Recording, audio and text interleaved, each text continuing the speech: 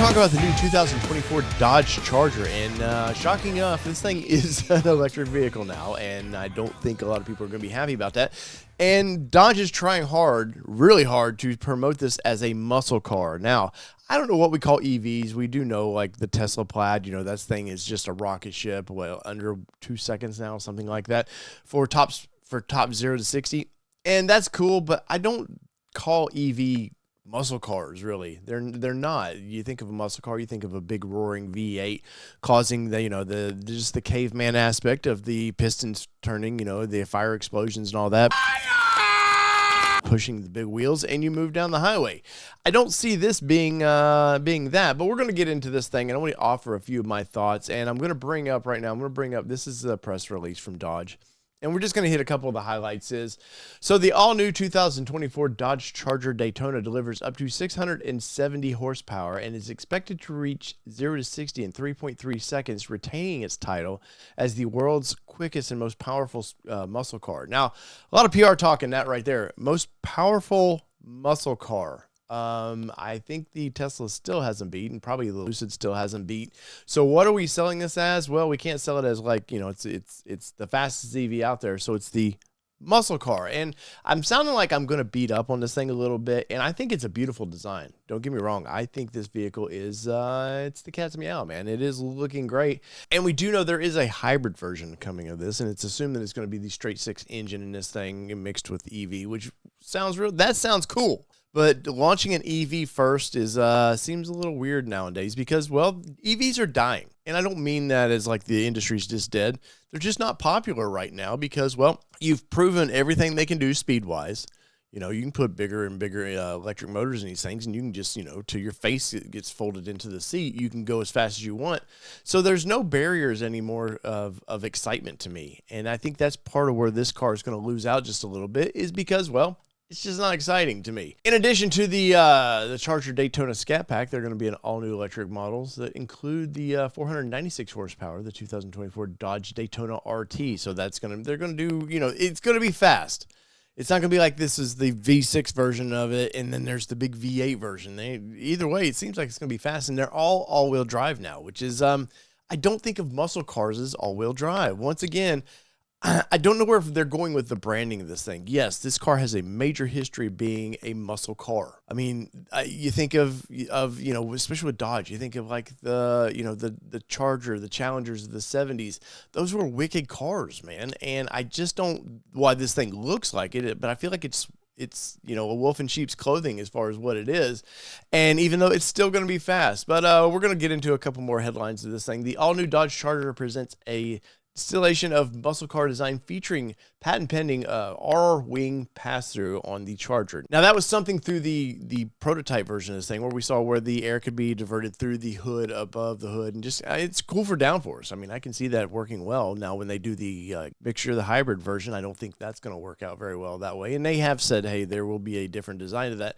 But where are you at with this? I mean, once again, I could go through all this. I mean, there's a lot of you're going to get like race options, donut mode, drift mode, or some of the unique options about this, but that just doesn't excite me because I don't know, there's something caveman about a muscle car, the man make fire part, and this car to me is losing that. And by basically what used to be the big three, I call the big two now, this outlier that is Dodge, owned by Stellantis, that I don't think they understand American culture. The people that are running the ship now do not understand the heritage of this car. And it was something when Daimler, who the previous version was based around, Mercedes, they understood, let the American culture still do its thing. All right, let's get into a couple cool things about this power shot. I've seen this. Genesis does this on their steering wheel of some of their EVs where it gives you just that little bit of extra boost, and I've played with it on the Genesis, and it's pretty thrilling. It is kind of like a shot of nitrous or something and gives you just a little bit more power, but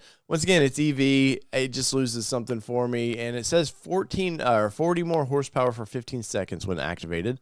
New high performance brakes. Of course, it's the EV. It's going to need to stop. Wheels and tires on this thing. Obviously, it's a muscle-ish car, so it's got to have cool wheels and tires on this thing.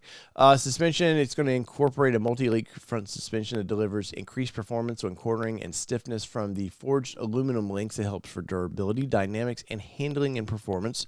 Dual valve semi-active suspension, We're going to get drive modes, like I mentioned just a little bit ago, where the all-new Charger includes drive modes to give the driver the ability to determine the muscle car's personality. That in itself, the muscle car is the personality of this. So it's PR talk, and I understand, somebody was presented this and said, hey, make it sound cool, and they're doing that. So we're going to get an auto eco, really? Eco on this thing, sport, wet, snow, and track and drag. Only available as a standard on the Dodge Daytona Scat Pack. Track mode produces a maximum vehicle performance capability of smooth, dry surfaces on the drag mode, intended for enclosed drag strips. No kidding. Really. Donut mode enables the vehicle to spin. I like that. To spin only the rear wheels and rotate around either front wheels without intervention from the traction control system. So it's just turning the traction control off. And, of course, it's all-wheel drive, so it's just basically disengaging the front, which that is actually pretty cool because you could rip some tires up. But once again, man, make fire.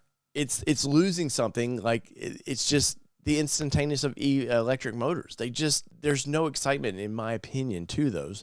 Line lock gives the driver the ability to lock the front wheels, remove torque and front axle spin to the rear tires to clean and warm up the tires before the launch event. Okay.